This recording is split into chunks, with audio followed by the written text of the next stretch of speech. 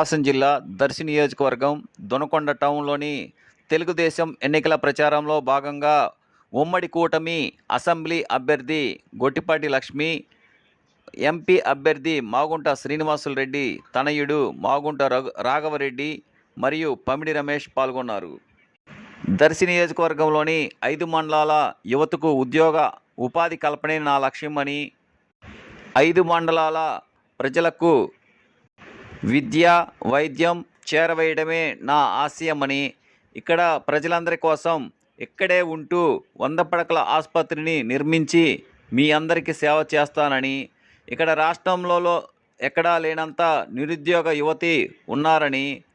30,000 ఎకరాలకు పైగా ప్రభుత్వ భూమి ఉందని, ఇండస్ట్రియల్ కారిడార్ని నెలకొల్పి మన పిల్లలు ఇక్కడే ఉద్యోగం అవకాశాలు కల్పించే బాధ్యత నేనే తీసుకుంటానని హామీ ఇస్తున్నానని అన్నారు.